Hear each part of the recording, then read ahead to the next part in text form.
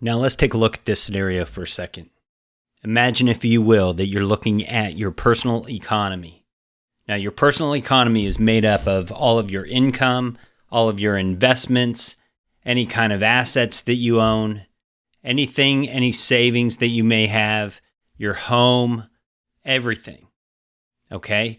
As money flows into your personal economy and it comes into this income tank here, the challenge that we have, because of how we've been taught, trained, and educated on how to operate around the concept of making money, keeping money, and growing money, the typical scenario looks like this. We get paid, the money comes in either monthly or quarterly or however the money comes into your personal economy.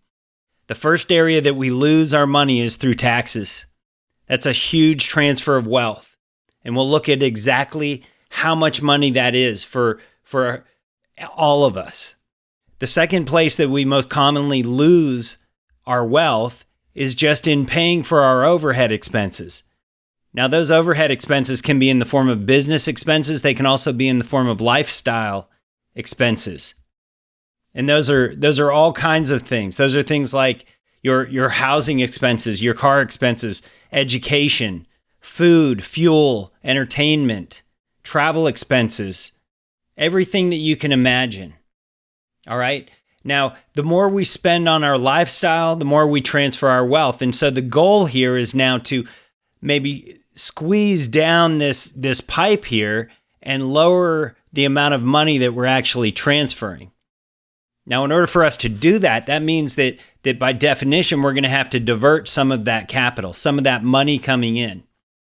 But before we go down that road, let's take a look at how much wealth we actually transfer in the form of taxes and other things.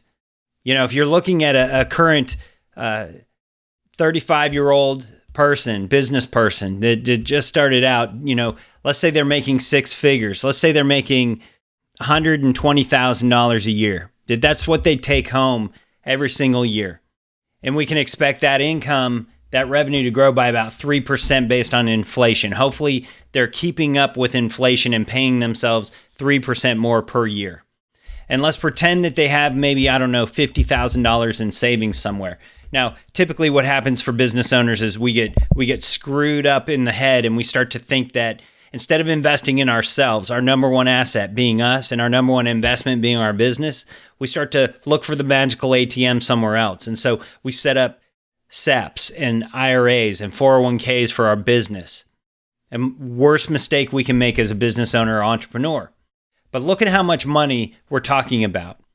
In the span of just 30 years, between age 35 and 65, you're looking at $5.7 million of income flowing through your personal economy, flowing through that income tank. Okay? So the first question I have for you is, how are you capturing and controlling that $5.7 million? And then when you add this $50,000 in savings, growing at 6%, the number just becomes staggering. $14.3 million in wealth that is flowing through your personal economy. How are you capturing and controlling that? You see, it's one thing to make that kind of money or to create that kind of wealth. It's an entirely different conversation to keep that money and grow that money. So how are you keeping the money and how are you growing the money? And so if you don't have a system that where you can keep the money and grow the money, typically what happens, especially as business owners and entrepreneurs, is right off the bat, we're paying quarterly taxes. And so between federal and state and local and real estate and property taxes and income taxes, you're paying over 35, you're actually paying over 50% of your gross income in just taxes. But let's take a look at what 35% of taxes, 35% of your income in taxes looks like. That's a tremendous amount of wealth being transferred and lost and gone forever. Almost $5 million in taxes alone.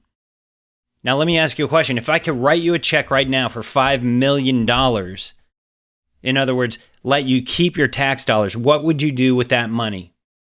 Would you save the money? Would you spend the money? Would you invest the money? I'm sure you'd do a combination of all three. But think about how you would operate as a person, as a human being, if you had $5 million and you added that to your bottom line. What kind of vacations could you take your family on? What kind of investments could you make in your business and expansion and growth of your business with an additional $5 million of capital? What would your charitable contributions look like? How would this allow you to give back in a more meaningful way? Now, we haven't even gotten started, and already you're starting to see the challenges that we have as business owners and entrepreneurs in not just making the money, but in keeping the money and growing the money. We're facing an uphill battle, and the reality is that the solutions that are available to us right now are geared for the 9-to-5ers. They're not geared for you. They're not designed for you, the entrepreneur, the business owner. They're designed for the 9-to-5er. Let's keep going. Let's take a look. Debt service. If you were to go out and qualify for a new home loan today, you're looking at a maximum allowable debt service of 35% of your gross income. Same is true for your business. If you go out for a business loan today to expand and grow your business empire, the most they'll let you borrow is 35% of your gross revenue. And so again, you add that to the total, now you're looking at almost $9 million going out the door. Lost and gone forever, just in taxes and servicing your debt over time, right? The rest of it is all lost in overhead expenses. That goes for employee costs, marketing, inventory, real estate, expenses, rental expenses, all of that stuff. And you can see very quickly, without any ability to start saving for the future, to keep that money and grow that money, you're looking at transferring over $14 million in the next 30 years. Now, 120 grand might not seem like a lot of money to you. I know that there are some of you out there that are making a lot more than that each year. But $14 million of wealth gone and lost forever that you could have, if you had made the decision to, you could have taken action and captured that and protected that, added that to your bottom line. I mean, that makes my stomach turn. What could you do with that kind of capital? What would your life look like if you were able to retain and keep that money and grow that money?